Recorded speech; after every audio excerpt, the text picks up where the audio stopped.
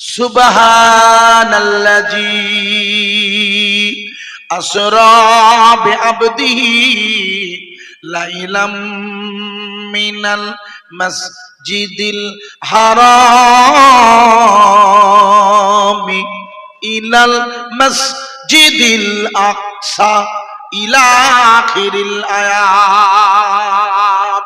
এই আয়াতে কারিমার বাংলাটা হবে এমন, সুবহানাল্লাযী, প্রশংসা সেই আল্লাহর যিনি তার বান্দাকে ভ্রমণ করালেন রাতের বেলা মসজিদুল হারাম থেকে মসজিদুল আকসা ইলা আখিরিল আয়াত। এরপর আয়াত আছে, আমি যেটা বাংলা করে দিয়েছি আবার আপনাকে টেক আপ করছি বোঝানোর জন্য। প্রশংসা সেই আল্লাহ, ভালো করে বলবেন, প্রশংসা সেই আল্লাহর যিনি তার বান্দাকে, লক্ষ্য করে বোঝার চেষ্টা করুন, যিনি তার বান্দাকে কি করেছেন, ভ্রমণ করিয়েছেন। কখন? রাতের বেলা। লাইলাম কোথা হতে? পবিত্র কাবা শরীফ থেকে শুরু করে মসজিদুল আকসা, যেখানে এখন গন্ডগোল চলছে, মসজিদুল আকসা, যার আর এক নাম বাইতুল মুকাদ্দিস, যেখানে এই মুহূর্তে লড়াই চলছে। আর আপনারা সবাই জানেন যে এলাকায় লড়াই হচ্ছে এখন, ওই এলাকাটাই কিয়ামত হবে। জানা আছে তো? হ্যাঁ না বলেন, আগে শুনে নে। এটা জানেন কি কিয়ামত হবে কোথায়? এই খোকা, কিয়ামত হবে কোথায়? কবর তো হবে আমার ইটিন্ডে বাড়ি, আল্লাহ যদি রাজি থাকেন আমার ইটিন্ডা হবে, এটা আমি আশা রাখতে পারি। কিন্তু আল্লাহ যদি রাজি না থাকেন হবে না। কেন? যে জায়গার মাটি দিয়ে আমাকে বানানো সেই জায়গায় আমার কবর হবে। জানা আছে কি? হ্যাঁ না বলুন। এই জানেন না, আল্লাহ নবী সাল্লাল্লাহু আলাইহি ওয়াসাল্লাম যখন তৈরি করা হবে, আল্লাহ বলেন জিবরিল আপনি মাটি নিয়ে আসুন। কোথা থেকে নিয়ে আসবে? মনে করতে দেখুন, মদিনা শরীফের সবুজ মাটি, অর্থাৎ নূরের মাটি, অত্যন্ত সাদা বর্ণের, স্বর্ণ সাদা বর্ণের নূরের মাটি মদিনা শরীফ থেকে নিয়ে গিয়েছিল। আপনি জানেন না? ফেরেশতারা যাই হোক, জানা নেই, যেখানে আপনার কবর হবে সেখানকার মাটি আপনার শরীরের অংশ হবে। এই জন্য আমি আমার বাড়ি ইটিন্ডা, আমি আশা রাখবো আমার কবর হবে ইটিন্ডা। কিন্তু আল্লাহ যদি চায় আমার কবরের জন্য মাটি কোথাতে নিয়ে যায় আমি তো জানি না, আমার জানা নেই। কেউ জানেন কি? জানেন না। এই জন্য দেখবেন অনেকে মক্কায় গিয়ে মারা যাচ্ছে, কেউ মদিনাতে মরছে, কেউ বিদেশে গিয়ে মারা যাচ্ছে। এটা হয়, ওই মাটিটার ব্যাপার, তারতম্য হচ্ছে ওইখানটাতে।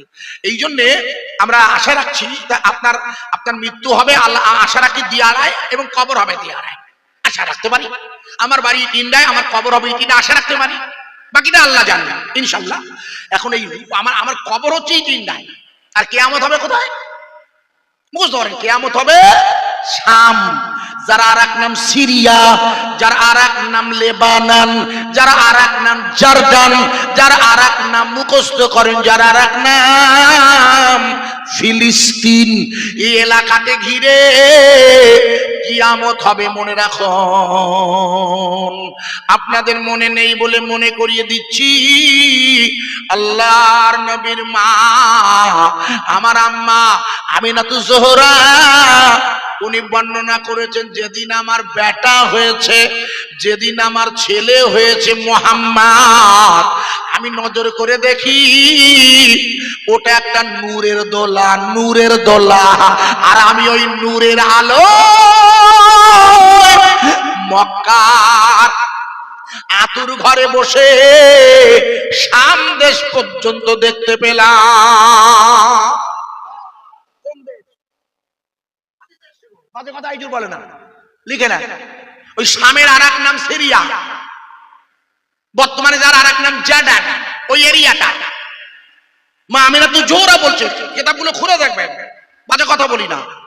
মা আমিনাতুজ জোহরা বলছেন শাম দেশের ওইখানকার রাজদরবারের পৌত্তলিকতাগুলোকে আমি উল্টে যেতে দেখেছি। কথা বোঝা যাচ্ছে কি? মা আমিনা বললে আমি রোম সম্রাটের দরবার দেখেছি ওই নূরের আলোতে। রোম, ইতালি, যেখানে লড়াই হবে, আপনার সব ভাই জানেন, নিশ্চয়ই জানেন, জানি না জানেন কিনা। সুতরাং আল্লাহ তাবারাক তাআলার রাসূলের মা নূরের আলোয় যে জায়গাটা দেখেছিল সেটার নাম ছিল শাম। সেই শামটাকে এই মুহূর্তে আমরা, যে রাসূল নিজে গেছেন শামে, আপনি জানেন না? হুজুর সাল্লাল্লাহু আলাইহি ওয়াসাল্লাম জাননি? আল্লাহু আকবার, আল্লাহু আকবার। ওনার চাচা আবু তালেবের সাথে, মনে করতে আপনার মনে নেই, আল্লাহ। আর একবার মা খাদিজাতুল কুবরার মাল নিয়ে আল্লাহু আকবার, কি জানা আপনার মনে নেই, আপনার দোষ না।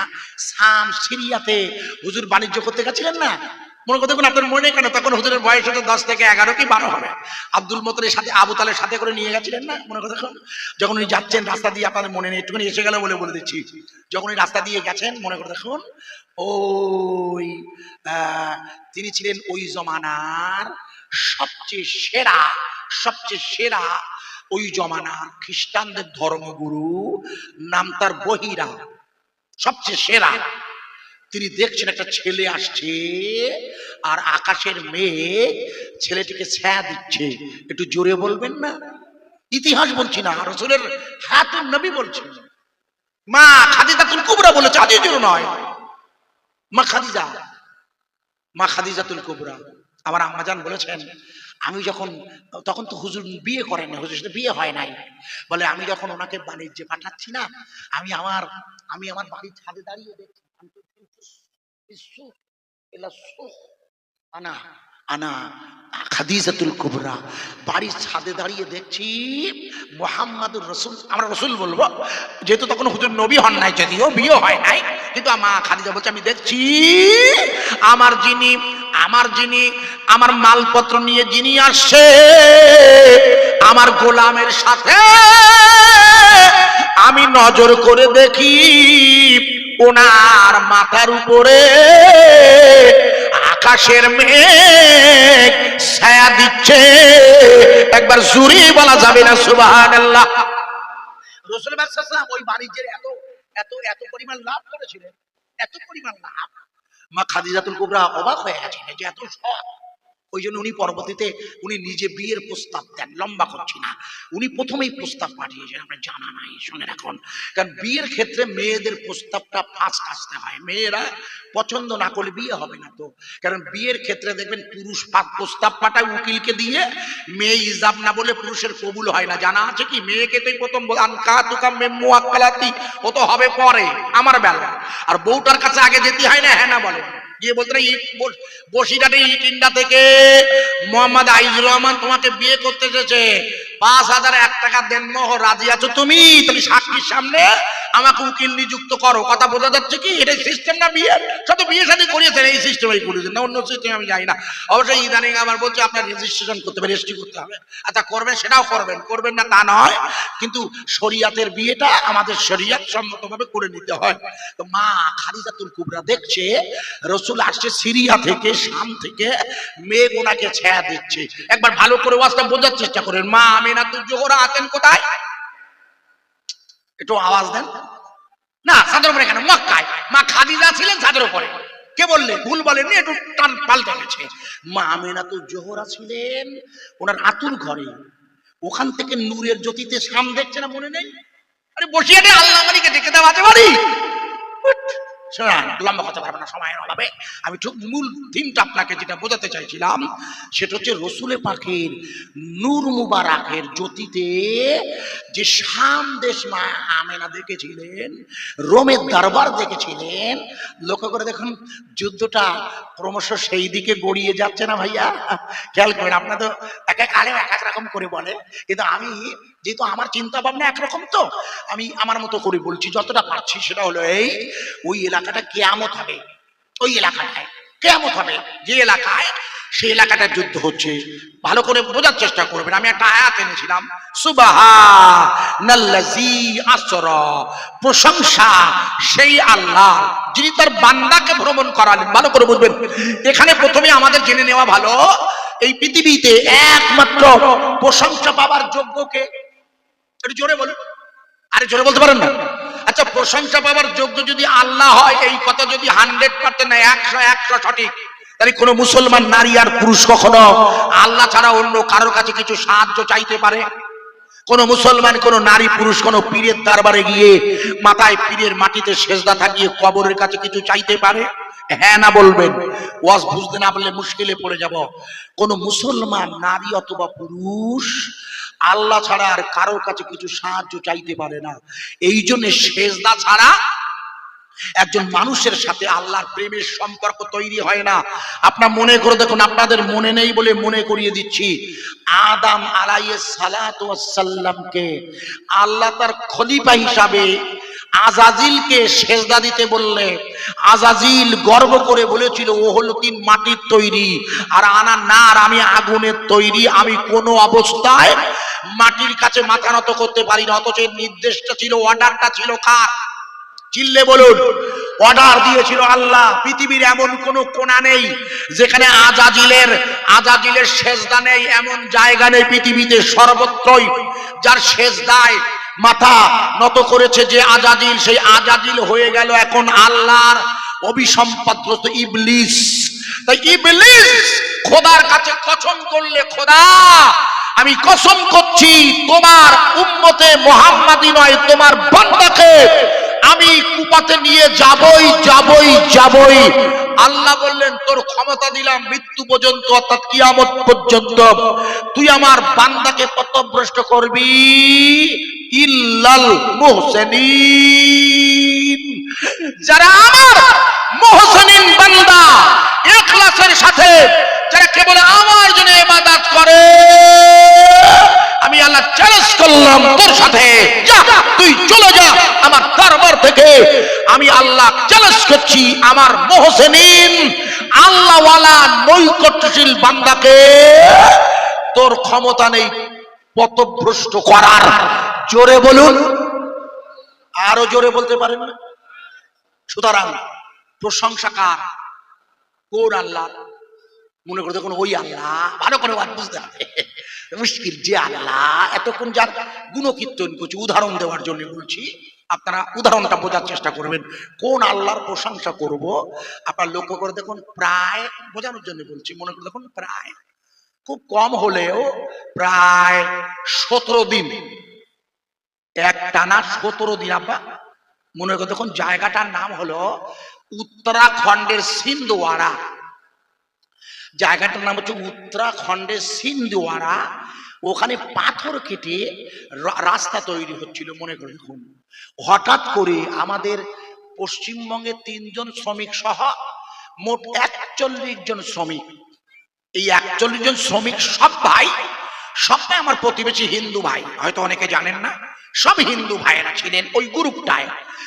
ওখানে যে মুসলমান নেই তা না, কাজ করছে, কিন্তু ওই যে গ্রুপটা যারা কাজ করছিল সিন্ধওয়ারায় 36 আপনার জানেন উত্তরাখণ্ডে, যারা পাথর কেটে রাস্তা বানাতে গিয়ে মনে করে দেখুন আব্বা ওই পাথরের ধস নেমে ওদের আসার রাস্তা বন্ধ হয়ে গিয়েছিল। মনে করে দেখুন, আপনার মনে আছে, আমি জানি না মনে আছে কিনা, কারণ কেন এটা আমি এই জন্য উদাহরণটা তুলছি, বোঝানোর জন্য তুলছি। কেন? যেহেতু ওই সময় এক টানা 17 দিন মোবাইলে 24 ঘন্টা লিভ বলে, যে এটা লিভ বলেন তো আপনার, এটা লিভ বলেন তো নাকি লিভ বলে, মানে জীবন্ত দেখানো আর কি, লাইভ না কি বলে আমি তো বুঝি না মুন্ডু, যাই হোক 24 ঘন্টা দেখাচ্ছে। ছেলেরা জানে, এরা যারা ইউটিউবার বা আপনারা জানেন, দেখাচ্ছে ভাই 17 দিন। মনে করে দেখুন এই সময় আপনাদের মনে আছে কি, আমার আওয়াজ বোঝা যাচ্ছে? আমি বোঝানোর চেষ্টা করছি ক্লিয়ার। এই সময় মনে করে দেখুন আমাদের ভারতবর্ষের সরকার, আমাদের প্রধানমন্ত্রীর তরফ থেকে আমেরিকা থেকে একটা মেশিন আনা হয়েছিল। মনে করে দেখুন আমেরিকা থেকে, মনে করে দেখুন আমেরিকা, আপনার জানা নেই আমি জানিয়ে দিচ্ছি, সব গুছিয়ে দিচ্ছি। একটা মেশিন এনে ওই মেশিনটার কাজ কি হচ্ছে, উপর থেকে পাহাড় কেটে ড্রিল করে ভিতরে ঢোকার রাস্তা করতে হবে। ক্লিয়ার বোঝা যাচ্ছে কি? এই মেশিনটার কাজ হলো উপর থেকে ড্রিল করে ভিতরে ঢোকার রাস্তা বানানো। আপনারা মনে করে দেখুন ওই 15 দিনের মাথায় আমেরিকার এই ড্রিল মেশিনটা অনেকটা খোঁড়ার পরে ভিতরে গিয়ে ওর পা ভেঙে গিয়েছিল। মনে করে দেখুন তার মানে হলো এই মেশিন আর চলবে না, মানে অকেজো হয়ে গেছে। আপনার লক্ষ্য করে দেখুন এই মুহূর্তে পৃথিবীর জমিন থেকে ঈমানের কলেমাকে উঠিয়ে দিতে ইসরাইল গাজায় হামলা চালাচ্ছে। শুধু আমেরিকা ছাড়া পাশে আর কেউ নেই, ঠিক কিনা?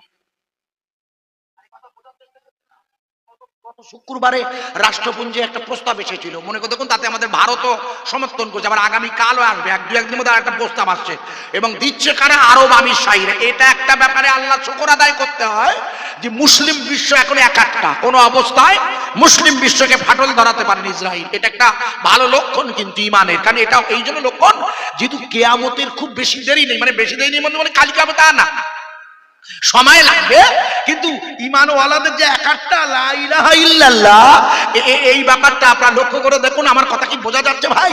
57টা মুসলিম দেশ সহ হাজার হাজার নয় 100 মোট মনে করে দেখুন রাষ্ট্রপুঞ্জ মানে জাতিসংঘের সদস্য আছে, তার মধ্যে শুধু মনে করে দেখুন শুধু আমেরিকা বাদে আর কেউ আমেরিকায় ভেটো দিয়েছিল, ওখানে মোট 15টা সদস্য আছে, 5টা হচ্ছে স্থায়ী আর 10টা হচ্ছে অস্থায়ী। মুখস্থ করেন, এই 10টা অস্থায়ীর মধ্যে আরব আমির শাহী হচ্ছে একটা, আরব আমির শাহী যার রাজধানী দুবাই, যেখানে আমাদের গত সপ্তাহে প্রধানমন্ত্রী গিয়েছিল, মনে করে যখন আপনাদের মনে নেই। যাই হোক, আপনারা বুঝতে পারবেন, অত বললে সব মাথায় ঢুকবে না। যেটা বলছিলাম সেটা হচ্ছে যে ওই আরব আমিরাত একটাই মুসলিম দেশ, ওরা কিন্তু তুরস্ক আছে ওর মধ্যে, প্রস্তাব এনেছিল, ভেটো দিয়েছিল কে? আমেরিকা, ইংল্যান্ড, চীন, রাশিয়া এবং ফ্রান্স সমর্থন করেছে, কিন্তু এইবার ফ্রান্স পর্যন্ত সমর্থন করেছে। এরা বুঝতে পেরেছে যে পরিকল্পিতভাবে এই গাজায় হামলা চালিয়ে এরা যে লা ইলাহা ইল্লাল্লাহর কালেমার দাওয়াত উঠিয়ে দিতে চাইছে। ইংল্যান্ড আর ফ্রান্স, রাশিয়ার চীন বরাবরই ইসরায়েলের বিরোধী, রাশিয়ার চীন না বরাবরই, কিন্তু ফ্রান্স আর ইংল্যান্ড ছিল পক্ষে। কিন্তু ইংল্যান্ড আর ফ্রান্সের জনগণ এত পরিমাণ আন্দোলন করেছে, লা ইলাহা ইল্লাল্লাহর কালেমা পৃথিবীর জমিন থেকে কারোর হটানোর শক্তি নেই। ইংল্যান্ডের প্রধানমন্ত্রী, ও তো ভারতীয় ঋষি সুনাক, ও তো ভারতের লোক, ও বুঝতে পেরেছে যে হাজার চেষ্টা করেও এই ইসরায়েলের সহযোগিতা করলে বদনাম হয়ে যাচ্ছে। ভাই আমেরিকা সাহায্য করছে এই মুহূর্তে, তবু আমেরিকার অবস্থাও ভালো না। এই মেশিন যেমন ভেঙে গেছে, কখন ভাঙবে তার ঠিক নেই। আমার কথা যখন মেশিন ভেঙে গেল, আমার কথা বোঝার চেষ্টা, যখন মেশিন ভেঙে গেল তখন প্রধানমন্ত্রীর দপ্তর থেকে ফোন করেছে মুখ্যমন্ত্রীকে, রামান সিং মুখ্যমন্ত্রী প্রধানমন্ত্রী বললেন কি হবে? মেশিন ভেঙে গেছে, আর তো খোলা যাবে না, 15 দিন হয়ে গেছে। ভাই আমার ওয়াজ বোঝাটা কি? যারা গর্তের মধ্যে আছে ওরা আর বাঁচবে বলে আশা আছে। এমনি তো ওরা প্রথম দিকে জানে লাইন খুব খারাপ, কিন্তু তবুও একটা চেষ্টা হচ্ছিল। আর মেশিন যখন ভেঙে গেছে ভাই, তখন আর আর আর মনের মধ্যে কোনো আশা দেখা কঠিন। মনে করে দেখুন, আপনাদের মনে করিয়ে দিয়ে যাচ্ছি, ওই সময় ওই উত্তরাখণ্ডের মুখ্যমন্ত্রীর তরফ থেকে ফোন করা হয়েছিল দিল্লির ওই মুসলিম দলটাকে, যারা 2021-এর দাঙ্গায় দারুণ ক্ষতিগ্রস্ত হয়েছিল। ওই দলটার কাজ হলো ওই বড় বড় যে সমস্ত পাহাড়গুলোর ভিতর দিয়ে তেলের খনিতে অথবা কয়লা খনিতে ঢুকতে হয়, ওই পাহাড় হাত দিয়ে কেটে ভিতরে ঢোকার অভিজ্ঞতা আছে এই দলটার। এদের প্রধানের নাম হলো মেহবুবুর রহমান। এরা 12 জনের একটা দল, 12টাই মুসলমান। এদের কাছে মোবাইলে ফোন গেল ওদের হেডের কাছে, আপনি কোথায় আছেন? আপনার লোকজনই এমার্জেন্সি আসুন, এই আমেরিকার মেশিন ফেল হয়েছে, এখন হাত দিয়ে কাটতে হবে। বোঝা যাচ্ছে মানে আমেরিকা ভুল বুঝবেন না, লা ইলাহা ইল্লাল্লাহর কালেমা ঘটিয়ে দেবে, বাপের জমিদারি। আপনি নিশ্চিন্তে থাকুন, চিন্তা করবেন না, আমি শুনিয়ে দিচ্ছি। ও ভাই, এবার ওই 12 জনের মুসলমানের দল ওরা এসে হাজির হয়েছে। ওদের কাজ কি? ওরা হাত দিয়ে কাটবে। ওরা কয়লা খনি, মুখ শক্ত খনি হাত দিয়ে কেটে সিনা দিয়ে, মানে সিনা আপনারা কি বলেন, ওই যে হাতুড়ি উপরে দিয়ে সেনি বলে না, সেনি দিয়ে, তাহলে কি পরিমাণ শক্ত, একটু জোরে বলবে না সুবহানাল্লাহ? এরা পারে। এ তো হযরত আলী কারামাল্লাহু হুজুর পাঠিয়ে না, এরা পাহাড় টেনে নিয়ে সেই খন্দকের হুনাইন মনে নেই যুদ্ধে হারায়, হয়তো আলী এমন টেনেছে, রাসূল বলছে আমরা আলী পারবে, কিন্তু আসলে আলী পারে নাই। ওই সময় আল্লাহর মদদ ছিল। পরের দিন বলে আলী আপনি আমার ওই দরজা টেনে ভাঙেন, বলে মাথা খারাপ, গতকাল হইলো আজকে আর হবে না। হ্যাঁ ক্লিয়ার আছে তো জীবনী, আল্লাহ মানে কথা বলি না, আছে কিতাবের কথা, হাদিসে বলে কাল করিলাম, আরে আর নাই, কাল সাহায্য ছিল কাল, গুড। আর আজকে আমার শক্তি দিয়ে করতে হবে, হবে না। সুতরাং ওরা যখন খুঁটছে, কাজ করিতে গেলেন নবী, কাজ করিতে গেলেন নবী মা খাদিজার বাসায়। মা খাদিজা বাসলেন ভালো পরকালের আশায়। মা খাদিজা দেখলে দেখো আকাশেরই মেয়ে, দয়ার নবী যাচ্ছে ওগো শামসিয়াতে। মায়া মেনার কোলের দুলাল, মায়া মেনার কুলির দুলাল, তাজেদারে মদিনা, একই সাথে পাঠাইও গো দরুদেরি নজরানা। আল্লাহুম্মা সাল্লি আলা মাওলানা ওয়া আলা আলি সাইয়্যিদিনা। আমার ভাইয়ের, আমার বন্ধুরা, আমি আপনাকে যে জায়গায় রাখছিলাম, ওরা খুঁজছে ওই হাত দিয়ে পাহাড়। আশ্চর্য, মনে করে দেখুন 17 দিনের, অর্থাৎ যেদিন 17 দিন শুরু হচ্ছে, 17 দিনের যেদিন বেলা 11টা বাজে, আশ্চর্য হয়ে যাবেন। আল্লাহ রহম হয়েছে আমার ভাই সাহেবদের নেতৃত্বে পাহাড়ের মুখটা এতটা খোঁড়া হয়ে গেছে যাতে মুখ দিয়ে ভিতরটায় চাওয়া যাবে, অর্থাৎ মুখটা ভিতরে ঢুকিয়ে ওদের আশ্বস্ত করা যাবে। আপনারা নিশ্চিন্ত থাকেন, খুঁজছি, একবার জোরে বলা যাবে না। ভাই করছে কারা? আর সন্ত্রাস বলছে কাদের? মুসলমানদের। বলছে এরা সব সন্ত্রাসী। প্রধানমন্ত্রী প্রথমে বলেছিল না 2023-এর 7ই অক্টোবর যেদিন প্রথম যুদ্ধ শুরু হয় হামাসের সাথে, বলেছিল এরা সব সন্ত্রাসী, মনে নেই? হ্যাঁ, আরে হ্যাঁ না বলুন। মানে আমার কাছে দেখলেই কি আশ্চর্য জায়গা। আল্লাহ আমরা সন্ত্রাসী, আমরা আসি বলি আমার ভাঙাইয়ে ভোটে জিততেছো, ঠিক কিনা? আমরা ছিলাম বলি ওইটা চলতেছে, নাই চলতো না। কেন এখানকার যারা কাছে বলতে তারাও বোকা। হিন্দু ভাইরা মনে করতেছে আমাদের প্রধানমন্ত্রী বা যখন বলতেছে ওরা সন্ত্রাসী, তাহলে ওরা সন্ত্রাসী ছাড়া আর কি হবে। কিন্তু ওদের এই জ্ঞান হয়নি যে পৃথিবীর ইতিহাসে এই পৃথিবীর সেরা ব্যক্তিত্ব যে রসুলে পাক, পৃথিবীর সেরা মানুষ যিনি, তিনি তার উম্মতকে শিখিয়েছেন। আমার রাসূল শিখিয়েছে, আমার রাসূল শিখিয়েছে গোটা পৃথিবী। মনে করে দেখুন গোটা পৃথিবীর খ্রিস্টান জগৎ, মনে করে দেখুন নাম তার এডলফ হিটলার। এডলফ হিটলার জার্মানির যখন নাৎসি হিটলার কোটি কোটি নয় লক্ষ লক্ষ ইহুদিদের হত্যা করছিল, তখন মনে করে দেখুন প্যালেস্টাইনের মুসলমানরা ইহুদিদের নিজের দেশে জায়গা দিয়েছিল। তো মুসলমানরা ইহুদিদের জায়গা দিয়েছিল কারণ রাসূল বলেছিল। মনে করে দেখুন যেদিন হুজুর মক্কা থেকে মদিনায় এলেন, মদিনার ইহুদিরা, খ্রিস্টানেরা, পৌত্তলিকেরা, অগ্নি পূজকেরা রাসূলের কাছে গিয়ে বলে, মুহাম্মদ আমরা তো তোমার ধর্ম মানি না। হুজুর বললেন তোমাদের মানতে হবে না, আমি মুহাম্মদ রাসূলুল্লাহ তোমাদের জান আর মালের নিরাপত্তা দেব। একবার জোরে বলা যাবে না? সেই জান আর মালের নিরাপত্তার রাসূলের সুন্নত মেনে প্যালেস্টাইনের মুসলমানেরা জায়গা দিচ্ছে ইহুদিদের। কোনো জায়গা নেই, ইহুদিদের কোনো জায়গা নেই, কিছুই ছিল না, থাকার জায়গা নেই, অল্প পাওয়া, অল্প লোক, ভুল বুঝবেন না।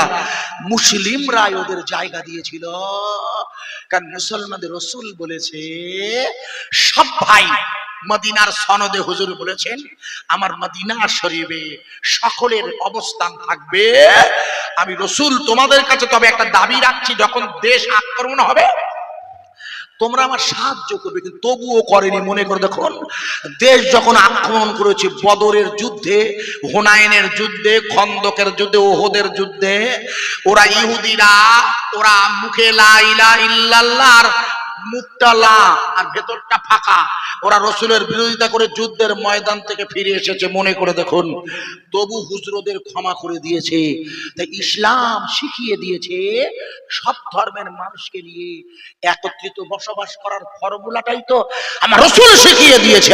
আজ ভারতের সংবিধানে government by the people, of the people, for the people, ভারতবর্ষ সার্বভৌম গণতান্ত্রিক ধর্মনিরপেক্ষ সমাজতান্ত্রিক প্রজাতন্ত্র, এটা লিখেছে যে দাদা ভাই আম্বেদকর। আম্বেদকর লিখেছে কোথা থেকে?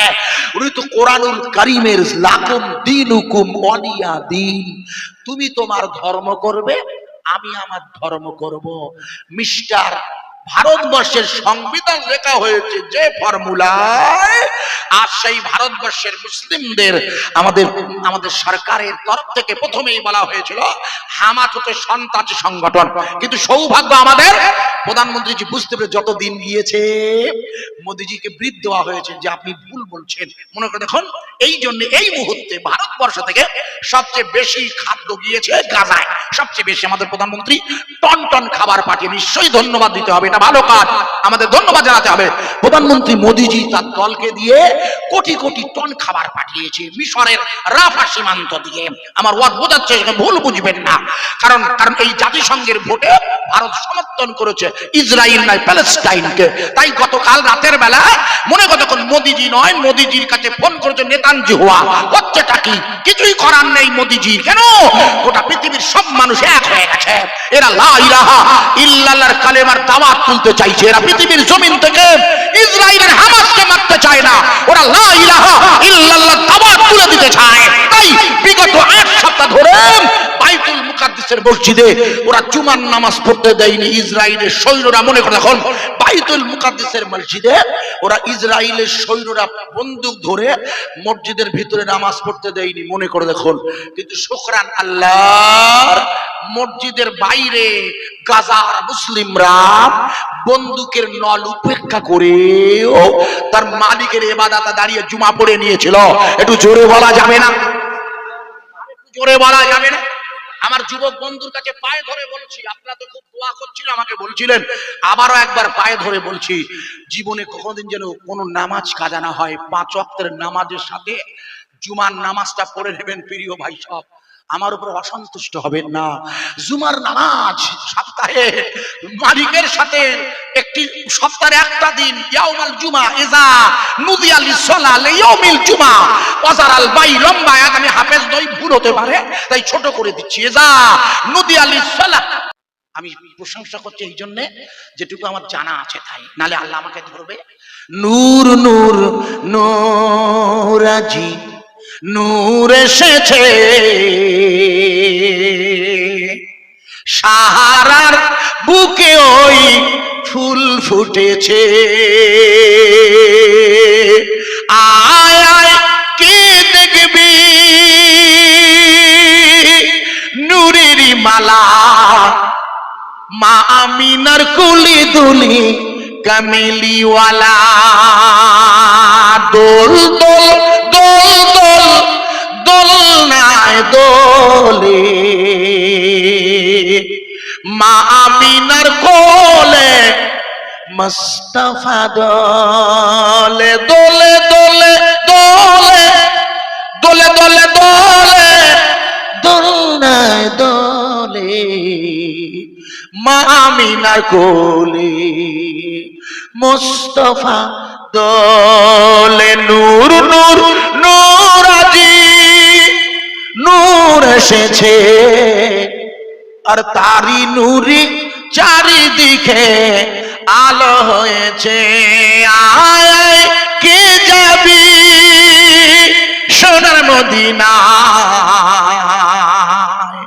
একই সাথে বসে আছি দিয়ারার ঈদগায়। প্রিয় ভাইরা, আমার বন্ধুরা, যখন পাহাড়ের ওই মাথাটা কেটে 11 দিন নয় 17 দিনের 11টা বেলা উনি মাথাটা ঢুকিয়ে দিয়েছেন। প্রথম যিনি মাথাটা ঢুকিয়েছে, বলুন তো ওই লোকগুলোর মনের অবস্থা কি হয়? ওরা 41 জন একসাথে মিলে ওকে, মানে বুঝলেন ওরা কি বলছে, না টেন ভগবান,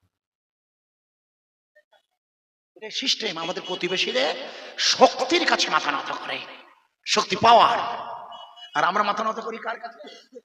কোন আল্লাহ? এমন পাওয়া অধিক মিন হাবলে লরিদ আপনার ঘাড়ের নিকটে আছে। আমি ওয়াজ করছি দেখছে, আমার আইডির ওয়াজ করছে, আমার আল্লাহ দেখছে না? ও কি, আমি যখন নামাজে দাঁড়িয়ে ইন্নী ওয়াজ্জাহতু ওয়াজহিয়া লিল্লাহি, তখন আল্লাহ দেখছেন আমার আইডি ওয়াজ নামাজ পড়ছে। আমি ঈশান নামাজ পড়েছি, মাগরিব পড়েছি, আল্লাহ হাতিয়ে রাখলে হায়াত রাখলে ফজর পড়বো ইনশাআল্লাহ, আপনারাও পড়বেন। তো যখন আপনি দাঁড়িয়ে যাবেন ঈদগাহে হোক আর মসজিদে, বাড়িতে হোক, প্রয়োজন মেয়েরা পড়ছে তো বাড়িতে, তবে যখন দাঁড়াবেন আল্লাহ আপনাকে দেখছে, আমার বান্দা আমার জন্য দাঁড়িয়ে গেছে। আহ, যখন এরা মাথা ঢুকিয়েছে, ওদের 17 দিন পর প্রাণ পেয়েছে জানো, ওরা বলছে ভগবান, এটা নিয়ম, ভুল বুঝবেন না, কারণ সবই তো হিন্দু ভাই, তার দোষও না, ধর্মীয় নিয়মে আসলে তো ভগবান না, একে এর বান্দা। কার বান্দা? কোন আল্লাহ? পরানাম শরণাম ব্রহ্মা, এই পৃথিবীর সৃষ্টিকর্তা যে পরম স্মরণীয় ব্রহ্ম, এই যে ব্রহ্মের আসল নাম হলো আল্লাহ। পরানাম শরণাম ব্রহ্মা, সংস্কৃত ভাষা যাকে অল্ল অল্ল অল্ল বলে, আরবিতে ওরেই বলে আল্লাহ। একবার জোরে বলা যাবে না ভাইয়ের আমার, যেই মুক্ত বাড়িয়েছে ওরা 41 জন নিশ্চয়ই প্রাণটা ফিরে পেয়ে ওকে টানাটানি করা স্বাভাবিক, দাঁড়াও এখনো বাকি আছে, মুখ ঢুকেছে, বডি আসেনি, শুধু মুখ, সুযোগ দাও, মানে এখনো কাটতে হবে, তবে টেনশন কেন, এই কিনে যখন এসেছি তোমাদের চিন্তা লক্ষ্য করুন, বোঝার চেষ্টা করবেন, মনে করে দেখুন। ওরা যখন বাকিটা কেটে ভিতরে ঢুকে পড়লো, আপনাদের মনে নেই ওই দিন সন্ধ্যা 7টার সময় ওই মুসলিম যুবকদের ঘোড়া ওই রাস্তা দিয়ে প্রথম যখন একের পরে একবার হচ্ছে, মনে করে দেখুন, গোটা পৃথিবীর মিডিয়া ছবি দিয়েছিল যে বার হচ্ছে গলা একটা করে ফুলের মালা, মনে করে দেখুন। সাংবাদিকরা যখন জিজ্ঞেস করলে এই 17 দিন আপনারা ওই গুহার মধ্যে আটকে ছিলেন, কিভাবে সময় কাটলো, বিষয়টা একটু বলুন না।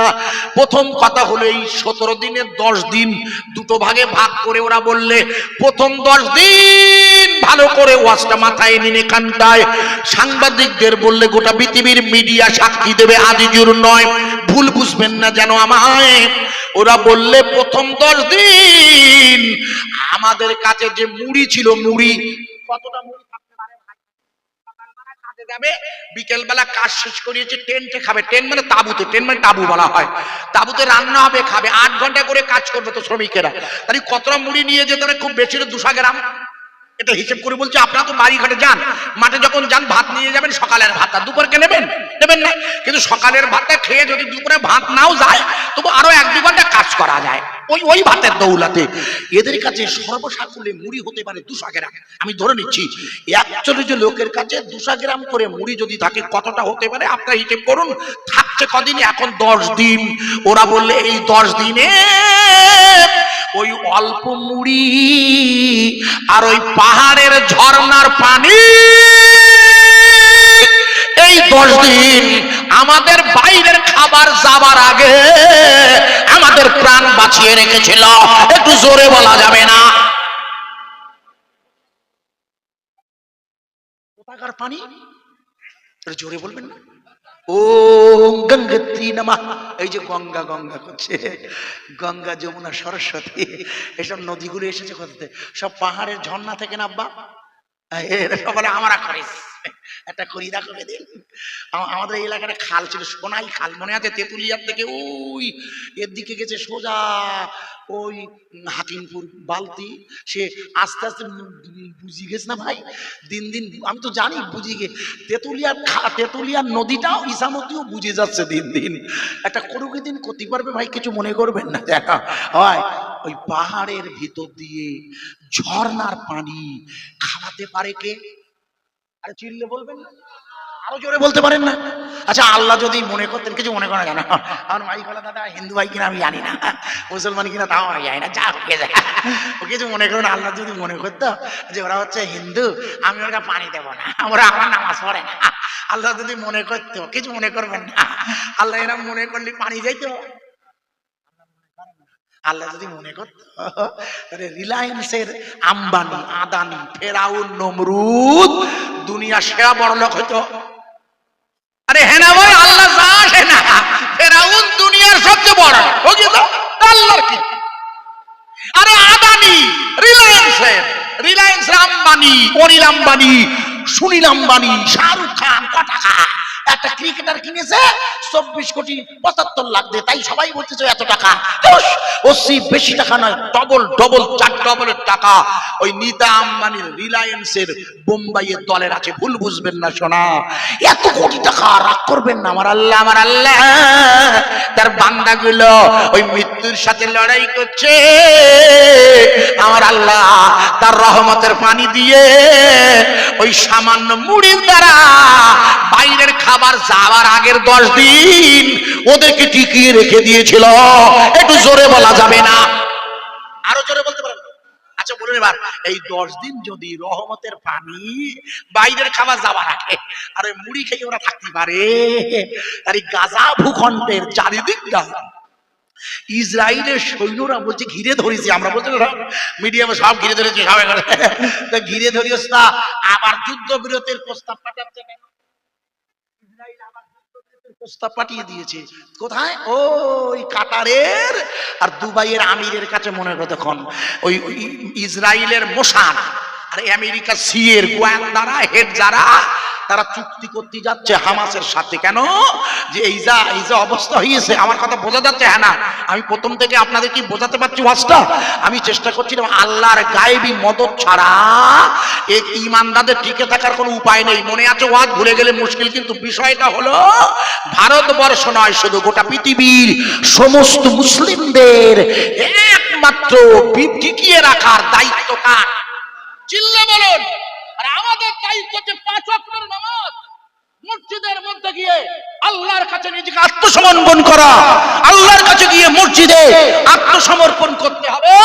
আর আল্লাহর ওলিদের সোহবতে বাম স্তনে দুধের নিচের প্রতিমায় কলমে আল্লাহর জিকির জারি করিয়ে রাতের বেলা জিকির করবেন আর 5 ওয়াক্ত নামাজ পড়বেন। বান্দা আল্লাহর জিকির করবে আর নামাজ পড়বে, সংসারের সব কাজ চলবে, তবু বান্দার কলব বলবে আল্লাহ আল্লাহ আল্লাহ। 5 ওয়াক্তের নামাজে দাঁড়াবে, তার কলব সাক্ষী দেবে ইন্নামাল মুমিনুনা আল্লাযীনা ইযা যুকিরাল্লাহ ওয়াজিলাত কুলুবুহুম। নিশ্চয়ই মুমিন যখন আল্লাহর জিকির করবে ওই আপনার দিয়ারার মসজিদে, তখন মুমিনের কলব ওয়াজিলাত হবে, নড়াচড়া করবে, আল্লাহ আল্লাহ আল্লাহর জিকির করবে। আপনারা বলুন, পৃথিবীর কোন শক্তি আপনার ভিতরের কলবের আল্লাহর জিকিরটা বন্ধ করতে পারে? আপনাকে 2024 সালে বাবরি মসজিদের জায়গায় রাম মন্দির বানাতে পারেন ভারতীয় প্রশাসনের কর্তা ব্যক্তিতে, আমাদের কোনো আপত্তি নেই। তো 7 তলা কেন 70 তলা রাম মন্দির হোক, তাতে ভারতীয় মুসলমান হিসেবে আমাদের কোনো আপত্তি নেই। কিন্তু মনে রাখুন, রাম মন্দির করবেন ওটা ভারতবর্ষের রাজনীতিতে হিন্দু মুসলমানের গন্ডগোল বাঁধিয়ে দিয়ে, যদি আপনি মনে করছেন যে লা ইলাহা ইল্লাল্লাহর কালেমার দাওয়াত বন্ধ করে দেবে, এটা ভুল হবে। কেন? সংখ্যালঘু হামাস পৃথিবীর ঈমানওয়ালাদের এই ছোট্ট প্রতিনিধি দেখিয়ে দিয়েছে যে ঈমানদাররা কখনো কোন ব্যক্তির কাছে সাহায্য চায় না। এদের সাহায্যের দায়িত্ব কার? চিল্লে বলুন। একটি হাদিস শুনুন, একটা বুখারী হাদিস শুনেন চট করে। নবী করিম সাল্লাল্লাহু আলাইহি ওয়াসাল্লাম, আর ওয়াজ বোঝাচ্ছে? বুঝলেননি তো? পানি, রহমতের পানি, ওই ছত্তিশগড়ের উত্তরাখণ্ডের সিন্দ্রাওয়ানার পানি ভিতরে পাহাড় থেকে পানি ঢুকিয়ে দিচ্ছে কে? আরে আল্লাহ যদি মঞ্জুর না করতো, শুধু মুড়ি খেয়ে ওরা বাঁচত? আমার কথা বোঝাচ্ছে? ওখানে পানি পড়ার কথা না। আমার ওয়াজ বোঝা যাচ্ছে কি? ও তো পানি পড়ার কথা না। পানি পড়বে কেন? ও তো পানি নিয়ে যায় বাড়ি থেকে। কিন্তু আল্লাহ পাক পাহাড়ের ঝর্ণা দিয়ে আর সামান্য মুড়ি খাইয়ে ওদেরকে টিকিয়ে রেখে দিয়ে বুঝিয়ে দিল জমিন কার? চিল্লে বলুন। আরে জমিন যার, ইবাদত হবে তার, হুকুম চলবে তার, অন্য কারোর হুকুম চলতে পারে না। তাই আমরা ইয়াকা নাবুদু, আমরা ইবাদত করি কার? চিল্লে বলুন। ওয়া ইয়াকা নাস্তাঈন, সাহায্যের দায়িত্ব কার? মনে করে দেখুন হাদিসটি ওয়াজটা পুরো মুখস্থ করলেন। নবী করিম সাল্লাল্লাহু আলাইহি সাল্লামের প্রিয় হাবিবের শানে বায়ান রাখছি। কারণ হুজুরের সামনে বায়ান রাখা খুব কঠিন। কেন জানো? হুজুরের সামনে বায়ানে ভুল হলে কঠিন ফতোয়া আছে, চেষ্টা করতে হয় যতটা, তবু তবু বেয়াদবি হয়, ক্ষমা চেয়ে নিতে হয়।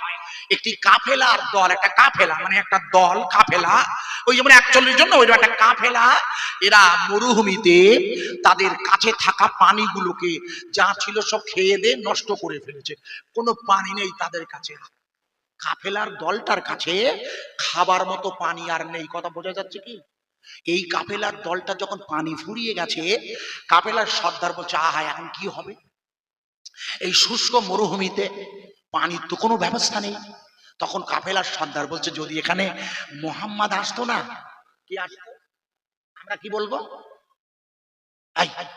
আমরা কি বলবো? মোহাম্মদুর রাসূলুল্লাহ সাল্লাল্লাহু সাল্লাম। খবরদার চেষ্টা করবেন, জানেন তো মসলাকে সুন্নত এটা। কিছু জানে না, হুজুরের নাম শুনে দুরূদ শরীফ পড়ে চোখে দিতে পারেন, দুরূদ শরীফ পড়ে চোখের রোগ হবে না ইনশাআল্লাহ। জানেন না?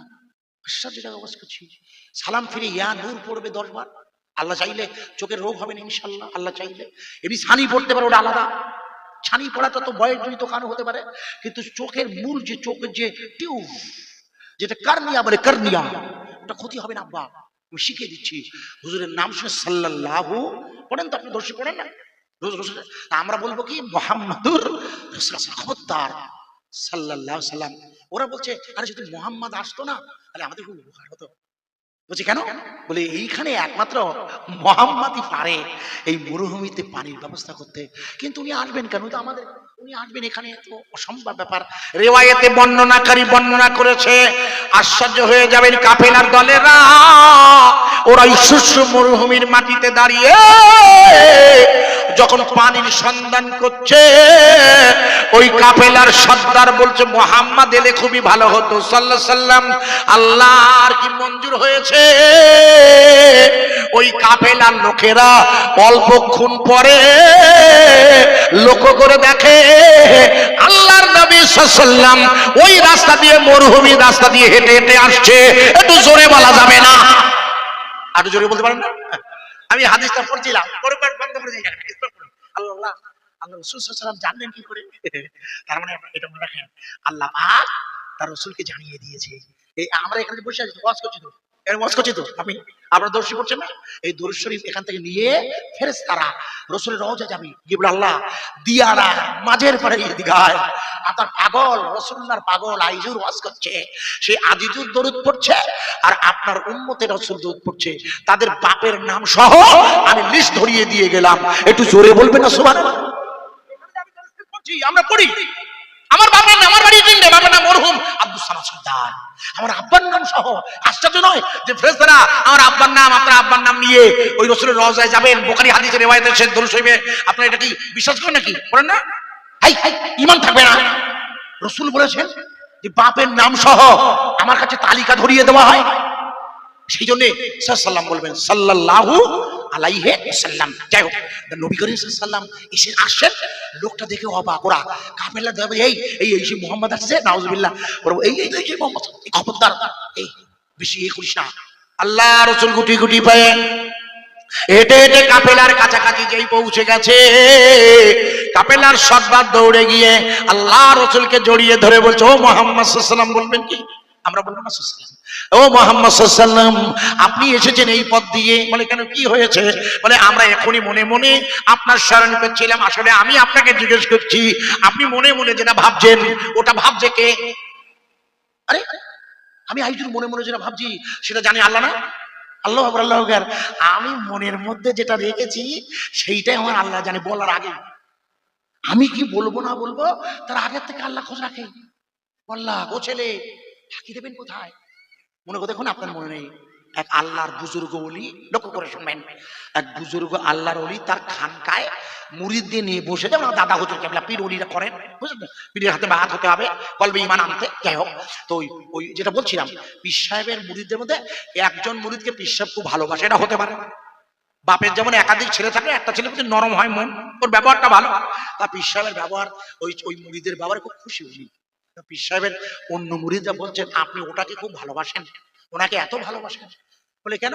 তাতে আপনাদের আপত্তি না? বা আপত্তি কিছু নেই, তখন পীর সাহেব বললেন, একটা কাজ করুন তো, আমার এখানে দেখেন প্রচুর পরিমাণ পাখি আছে, ওই দেখুন ওই একটা করে পাখি না ছুরি আছে, একটা করে ছুরি নেন, এই পাখি আর ছুরি নিয়ে আপনারা এমন জায়গা থেকে জবাই করে আনবেন যেখানে কেউ দেখতে পাবে না, এমন একটা জায়গা থেকে জবাই করে আনুন দ্রুত যেখানে কেউ দেখতে পাবে না, জান সবাই জান। ওই পীর সাহেবের নির্দেশে মুরিদেরা সবাই বেরিয়ে গেলে ওই মুরিদ সাহেবও গেলেন, যাকে বড্ড ভালোবাসে। সব মুরিদেরা দূরে দূরে নয়, যে যেখানে যেমন আড়াল পেলে ওই পাখি জবাই করে, পশু জবাই করে হুজুরের দরবারে ফিরে এসেছে।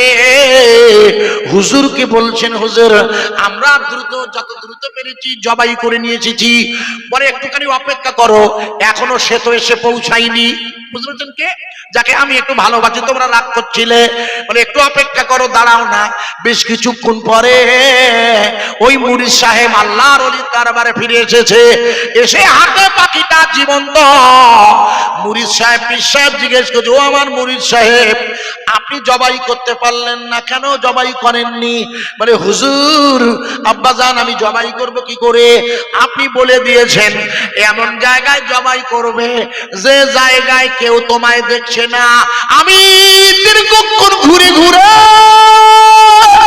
গোটা এলাকায় এমন একটা জায়গা পেলাম না যে জায়গা আমার আল্লাহর নজরের বাইরে। ওগো ওগো আমার দিয়ারার ছেলেরা, রাতের অন্ধকারে ঘুপটি মেরে আপনি মোবাইলে কোন মহিলার সাথে গোপনে কথা বলছেন, অথবা কোন পাপের কাজে লিপ্ত হয়ে গেছে যুবকেরা, এটা কেউ খোঁজ রাখে না, ভাববেন না। আপনার স্ত্রী হয়তো জানেন আপনি রাস্তায় দাঁড়িয়ে অন্য মেয়ের সাথে মোবাইলে কথা বলছেন, ওটা আমার আল্লাহ অবশ্যই জানে আমার বান্দার খবরটা।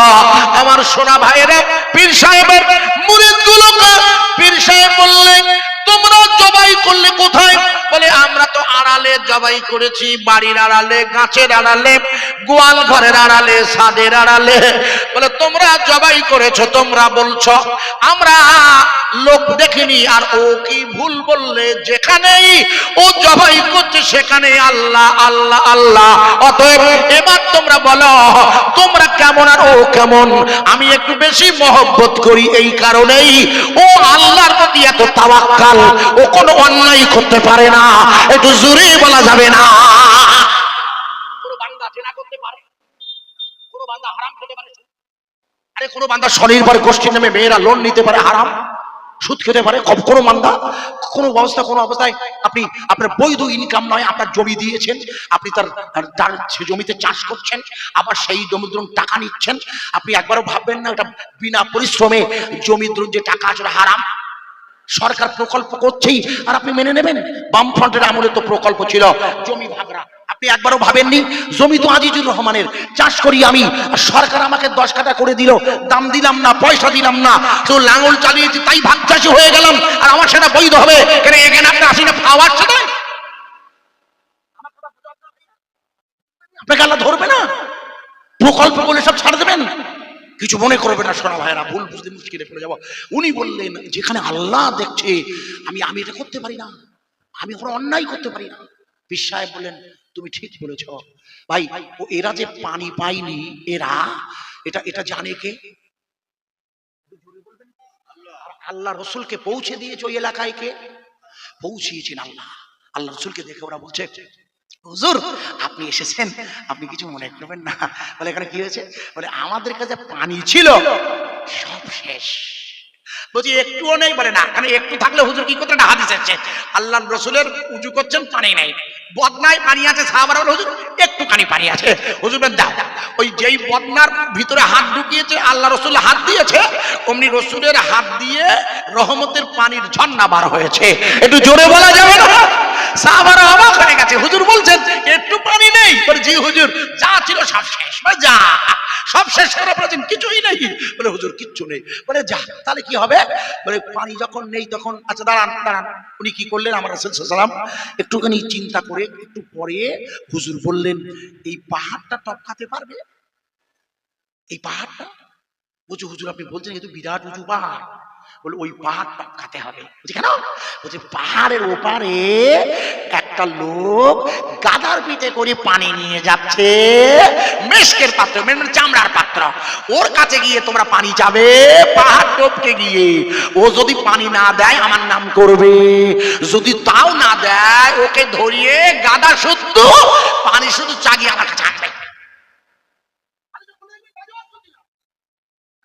আলেম ভর্তি তো এখানে দেখবেন বলছেন, বলে পাহাড় টপকে গিয়ে একটা লোক পাবে, যদিও পানি দেয় ভালো, না দিলে আমার নাম করবে, আমার নাম করলেও যদি না দেয় তাহলে ওকে কি করবে বলুন? চাগিয়ে গাধা সহ্য পানি সহ আমার কাছে আসবে। তার মানে লোকজন বেঁচে যেতে হবে, প্রথম কথা। দু চারজনের কাজ না, ওই ওপার থেকে গিয়ে এরা বলছে হুজুর এই আপনি কি বলছেন ওই পারে পানি, এরা বিশ্বাস করতে চাইবে? একটু হ্যাঁ না বলুন। আমরা চাইবো না। রসুল যা বলবে সেটা কার কথা? চিল্লে বলুন। রসুলের কলবে আল্লাহ দিয়ে দেন, তাই হুজুর তার জবান দিয়ে বলে। একটু হাদিস শরীফ তো বাবা, হুজুর নিজের থেকে কোনো কথা বলেছে আজ পর্যন্ত? বলেননি। বলে রসুলের কোনো কথা কেউ ভুল ধরতে পারেনি বাবা। আমার এমন নবী ঘোষণা, প্লিজ একটু খেয়াল করবেন, আমার রসুল এমন যিনি জীবনে কখনো মিথ্যে বলেন নাই। এটা তো আশ্চর্য নয় কি? 63 বছরের জীবনে একটা মানুষ মিথ্যে বলে না, এটা আশ্চর্য নয় কি? ভাববার নয় কি? সে বলে ভাববেন না লাগাতার মিথ্যে কথা বলছো। আমরা নাউজুবিল্লাহ চেষ্টা করি আমরা না বলার, হয়ে যেতে পারে, যদিও তবু তওবা পড়ে নেব, কিন্তু ইচ্ছা করেও লাগাতার মিথ্যা বলতে আশ্চর্য মুসলমান হতে পারে না। লাগাতার কিরকম ফোন হুজুর আছে ভাই, আসেন কোথায়?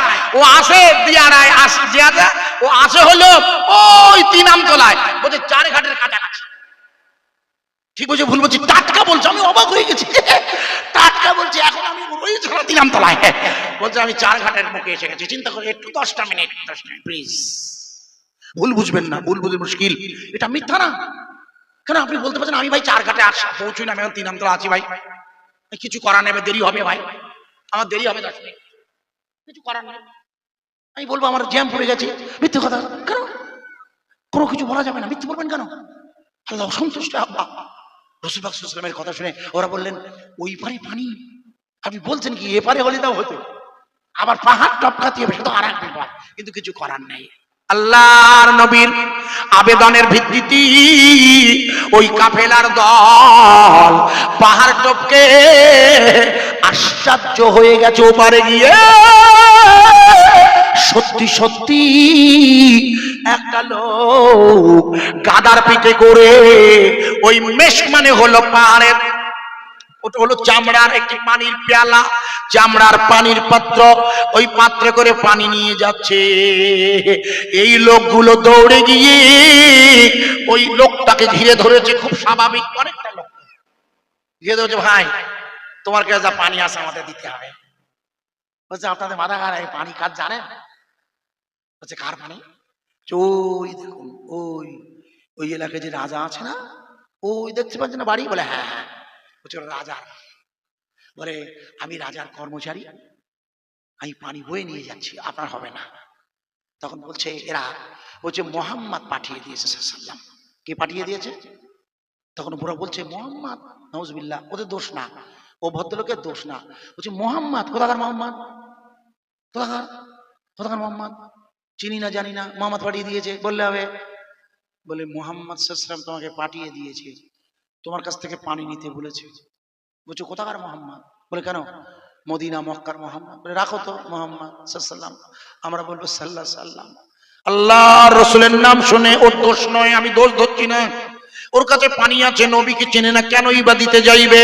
ওরা করলে কি হুজুরের নির্দেশ মোতাবেক ওই কাফেলা দলেরা গাধা সহ, ওই গাধা সহ পানি সহ লোকটাকে চাগিয়ে কথা বলতে দেয়নি, পাহাড় টপকে নিয়ে এসেছে। যেই পাহাড় টপকে আল্লাহ নবীর সামনে হাজির হয়েছে নিয়ে, কাফেলার লোকেরা অবাক হয়ে বলছে দেখো দেখো দেখো, মুহাম্মদ রাসূলুল্লাহ যা বলে দিয়েছিল একেবারে সত্য সত্য, একটু চিল্লে বলা যাবে না।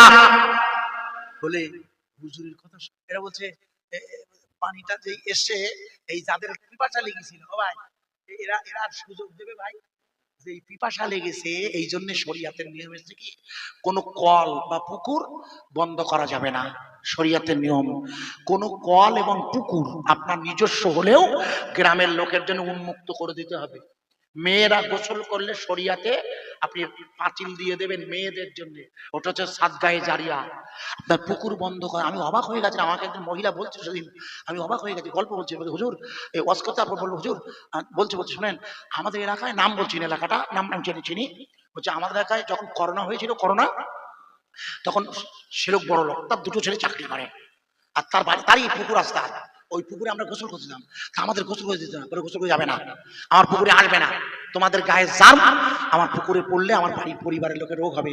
বলে হুজুর গোটা গ্রামে আল্লাহ পাক কারোর হয়নি সেই রকম ভাবে, হয়েছে সে সেরি দুটোর হুজুর, শুধু সেরি দুটোর হয়নি, দুটোর এমন হওয়া হয়েছে, একটা মরি যাবার পরে কবর দিয়েছে বাংলাদেশে না, সেই বাংলাদেশে বলতে বুঝলেন, ভুল বুঝবেন না, সে যেখানে ঠিকানা নেই এমন কবরস্থানে যেতে পারবে না। আর একটা বাড়ি নিয়ে এলো, গ্রামের লোক কেউ যায়নি বলে পুকুরি গোসল করতে দেবা না, তোমার কে হয়েছে মরগে যাও, কিছু মনে করবে না, পুকুরি গোসল করলে কি করোনা হয় খোকা, ও যা হবার তা হবে। আল্লাহ পাক ওই কঠিন সময়ে আমাদের হেফাজতে রাখেনি। আব্বা একটু আওয়াজ দিয়ে বলেন, আব্বা একটু জোরে বলবেন না। ওই সময় চারিদিকে মোবাইলে মনে করে দেখুন চারিদিকে বলে দিয়েছিল না যে 3 জন থেকে 5 জনের বেশি মসজিদে নামাজ হবে না, বলিনি 5 জনের বেশি নামাজ পড়ে না দিয়ারার মসজিদে, কজন? সব জায়গায় 5 জন না, বলে 5 জনের বেশি হবে না নামাজ। আমার এই 3টে মসজিদ তাই এখনো কে দেখবেন এরকম গোল দাগ দেওয়ার এরকম সে দাগ এখনো উঠেনি আমাদের মসজিদে, কথা আমি মোতাল্লি মসজিদে যাও। তো ভাই আল্লাহ পাকের শুকর 5 জন নামাজ পড়তে দেবে, বলে 5 জন, তো 5 জন কেনা পড়বে? ইমাম আর মুয়াজ্জিন দুটো, সেক্রেটারি 3 নাম্বার, ক্যাশিয়ার বলছে আমার নামটা রাখবা না, এবারে মাইনে দেবো না, সভাপতি বলছে আমি না থাকলে বলো মিটিং ডাকবো না। ইমাম সাহেব বিপদে পড়ে গেছে না, 5 জন পড়বে নামাজ। উনি তখন কি করলেন, উনি বলেন ওসব রাখো, আমরা 5 জন মসজিদে পড়বো সরকারের নিয়ম মেনে, আর গোটা দিয়ারার বাড়ি বাড়ি, বাড়ির ছাদে, ঘরের বারান্দায় রমজানুল মুবারকের মাগরিবের আযান, ইফতার, তারাবি। একটু জোরে বলা যাবে না? ওরা বলেছিল মসজিদে 5টা, আল্লাহ গোটা দিয়ারা, সব দিয়ারার গোটা গ্রামটাই মসজিদ বানিয়ে দিও না আল্লাহ।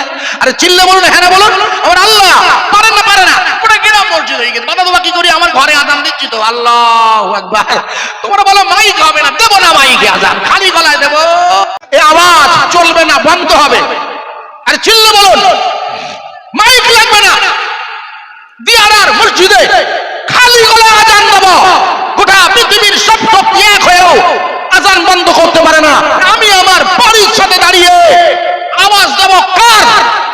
আরে চিল্লা বলুন, সরকারের ক্ষমতা নেই। ফুরফুরা তো কোনো মাইক চলে, সবে চলে। দাদা হুজুরের ফুরফুরা শরীফে ইসলের সবে কোনো মাইক চলে? দাদা হুজুর মাইক ওয়াজ করতেন, মিথ্যে কথা। বসিরের রুহ আমি সাল্লামা হুজুর কেবলা উনি ওয়াজ করছেন, মেজুদ্দিন হামিদি লিখেছেন, মেজুদ্দিন হামিদি রহমাতুল্লাহ লিখেছেন, আমি নয়। হুজুর ওয়াজ করছেন, মেজুদ্দিন হামিদি বলছেন আমি হুজুরের সাথে আছি। মেজুদ্দিন হামিদি রহমাতুল্লাহ যে ডান হাত ছিলেন হুজুরের, মনে করে দেখুন, উনি বাংলাদেশে ওনার রওজা আছে, আপনারা জানেন হয়তো, হামিদপুর, খুলনা, সাতক্ষীরা রোডে। আমি গেছি, ওনার রওজা দেখেছি। এই মেজুদ্দিন হামিদি রহমাতুল্লাহ বলছেন যে বসিরহাটের আল্লামা ওয়াজ করছেন, আমি সাথে আছি, আমার একটু ইস্তেঞ্জার প্রয়োজন হয়েছে। ইস্তেঞ্জা মানে বাইতুল খোলা, বড়টা। তখন তো এখনকার মতো এত বাথরুম ছিল না। বলে আমি একটা পাত্রে পানি নিয়ে, সঙ্গী একজন নিয়ে, আমি ইস্তেঞ্জা করবো বলে বেরিয়েছি।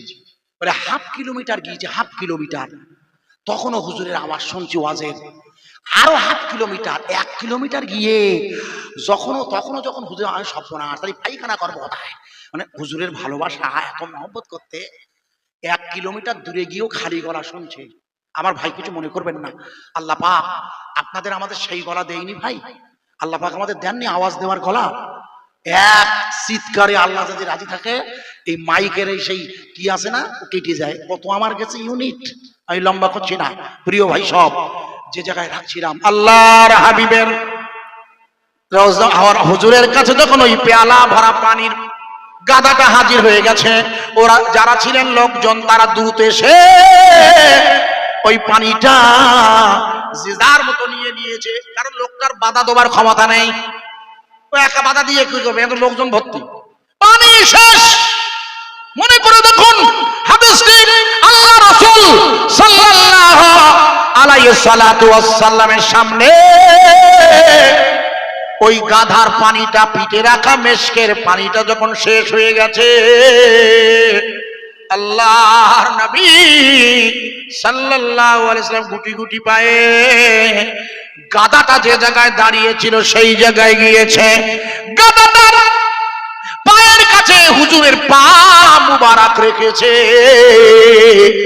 ওই গাদাটা দাঁড়িয়ে মিশকের পানিটা ওই ওই যারা নিয়েছিল হুজুর গুটি গুটি পায়ে ওই জায়গায় পৌঁছে গিয়েছে যে এক ফোঁটা পানি নেই।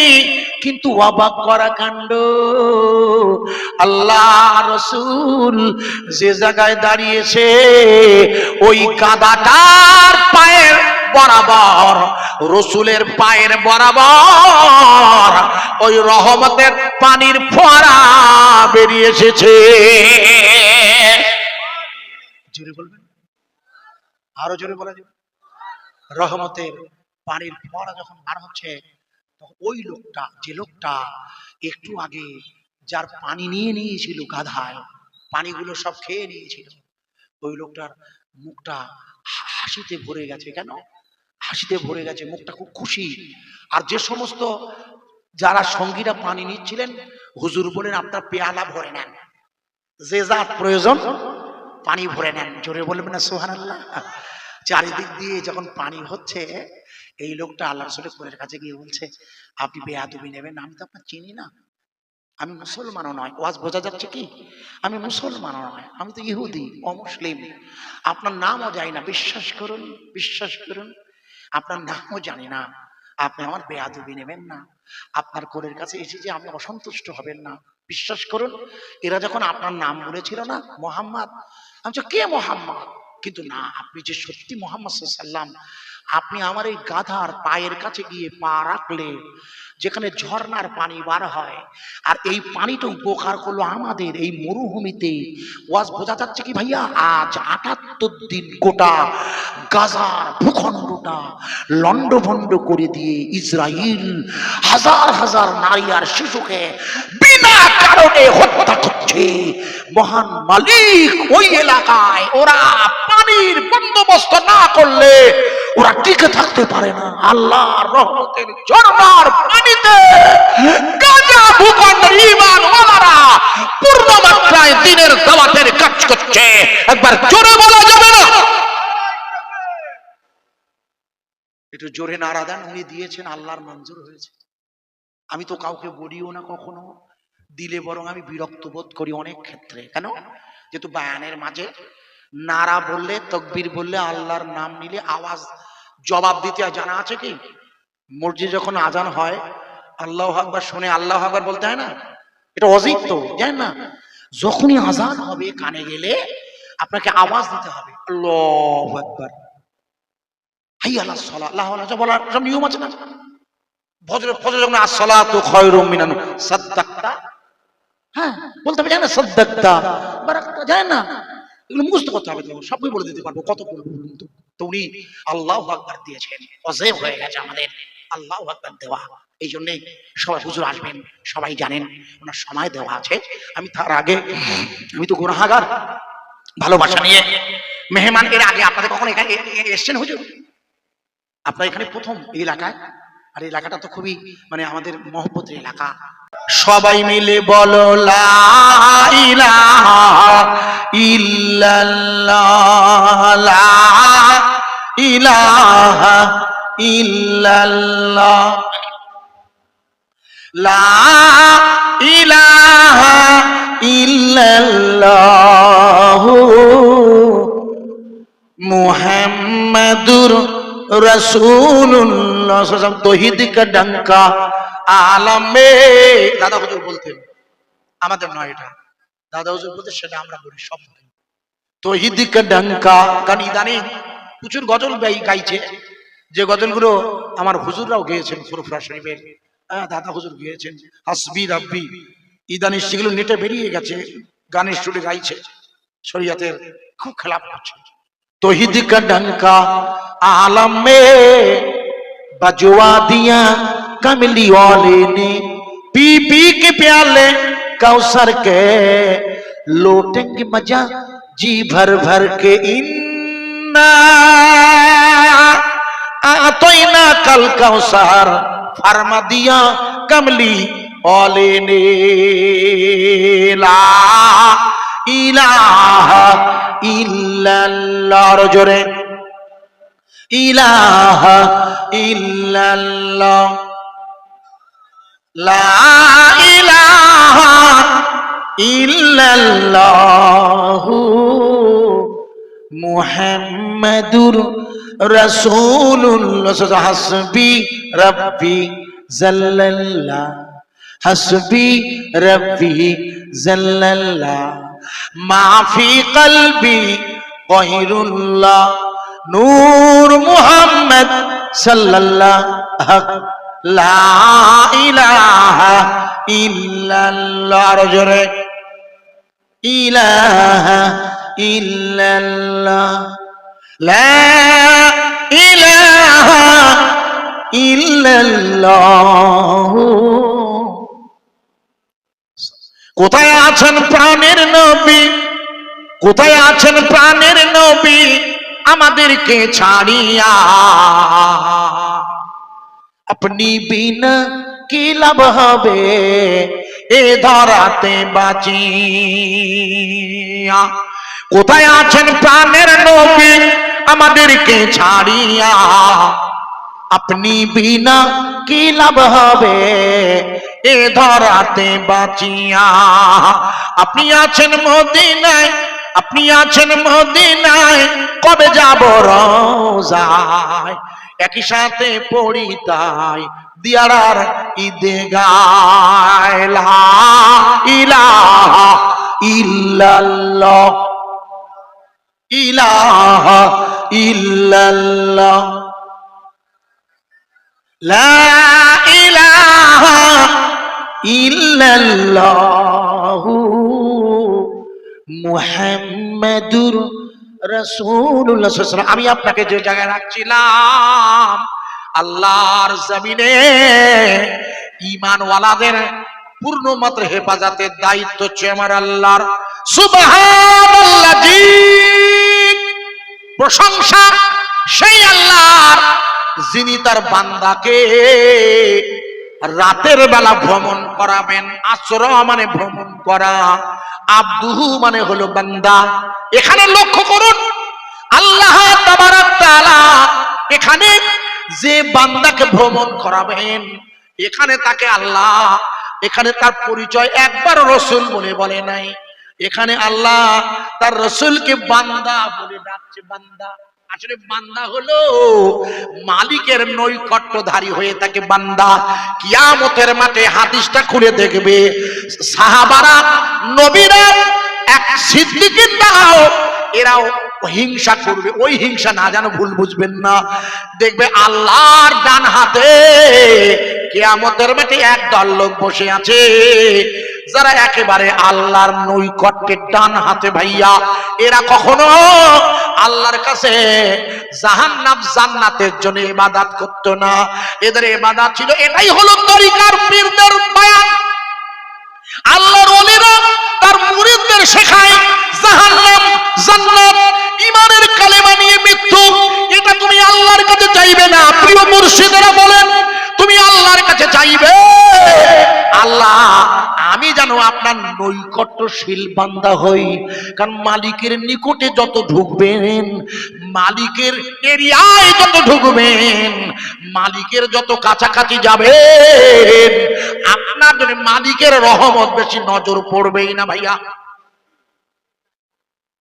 মালিকের দুটো ভাড়া খাটার পরেও মালিক বললো এখন একটা এমার্জেন্সি ভাড়া এসছে হাসপাতালে নিয়ে যেতে হবে তো তুমি একটু পারবে কি ও তো মাইনে খাটা হয়ে গেছে দুটো ভাড়া খেটে দিয়েছে সারাদিনে 8 ডিউটি নেই ও বললো হ্যাঁ আমি পারবো করে দিচ্ছি বাচ্চা পেটে হাসপাতালে যাবে বলুন এই এই এই এই যে ছেলেটার কাজ কিন্তু শেষ হয়ে গেছে কাজ কি কাজ হচ্ছে মজুরি পাওনা হয়ে গেছে জান্নাত অথবা জাহান্নাম আমার কথা বুঝে যাচ্ছে কি ওর কাজ শেষ হয়ে গেছে হয় জাহান্নাম হয়ে গেছে নাই জান্নাত কিন্তু যখন ওর মালিক বললে তুমি একটু এক্সট্রা কাজ করে দিতে পারবে বাড়তি তখন ও কিন্তু মালিকের খুশির জন্য যে কাজটা করবে সেটা হচ্ছে মালিকের নৈকট্য লাভ করার জন্য। সে কাজটা হচ্ছে রাতের বেলা একটা সময় আল্লাহর জন্য দাঁড়িয়ে যাওয়া, যেটাকে তাহাজ্জুদ বলা হয়। রাতের ওই ভাগ, যে ভাগে আল্লাহ তার বান্দাকে ডাকে, ওগো আমার বান্দা তুমি কি চাও আমার কাছে। এ দেখবেন না, আমরা যারা ওয়াজ নসিহত করি বা আপনি ইমাম সাহেবদের কাছে দেখবেন গ্রামের লোক এসে, হুজুর একটু দোয়া করেন, আমার এই যে বাড়িতে বসলাম, আমার মা বলছিল খোকার জন্য অনেকটা টাকা লস হয়ে গেছে। আল্লাহ দেখুন লস হয়েছে, ব্যবসা করতে দিন, আবার আল্লাহ করিয়ে দেবে। কিন্তু ব্যাপারটা তা না, ব্যাপারটা হচ্ছে রাতের অন্ধকারে আমি আজিজুর দোয়া করছি, আপনার ও দোয়া কবুল হবে কিনা জানি না, কিন্তু আপনি যদি রাতের অন্ধকারে আল্লাহর কাছে নিজের গুনার জন্য আল্লাহর জন্য অপেক্ষা করে রাতের কিছু অংশ কাটান, আল্লাহ ভাই খুশি হয় না ভাই? এই খুশিটা এরে বলা হয় নৈকট্যশীল বান্দা। অর্থাৎ আপনি জান্নাত পেয়েছেন, ব্যাস ওই পর্যন্ত। কিন্তু জান্নাতে তো আল্লাহকে দেখতে পাবেন না। আর জান্নাতে আল্লাহকে সবসময় দেখতে পাবেন না, জানেন না? জানেন না বলেন? জানেন এটা? জান্নাতীরা সর্বক্ষণ আল্লাহকে দেখতে পেলে আফসোস করবে, আল্লাহ দুনিয়ায় যদি জান্নাতের আশা না করে আর একটুখানি যদি আপনার জন্য আপনার সাথে থাকার আশা করতাম, আমি ভুল করেছি। তখন শুধু সব তো সব আমাদের হয় জাহান্নাম থেকে মুক্ত করুন আল্লাহ, জান্নাতে না, এছাড়া তো চাওয়া নেই। আর আমার ওয়াজ বোঝা যাচ্ছে না? এর থেকে আর কিছু চান আমরা? একটু জাহান্নাম থেকে মুক্ত করে আল্লাহ চান। প্রিয় ভাই সব রসুলের সামনে বা এই সময় ছোট্ট করে কর্তৃপক্ষের নির্দেশে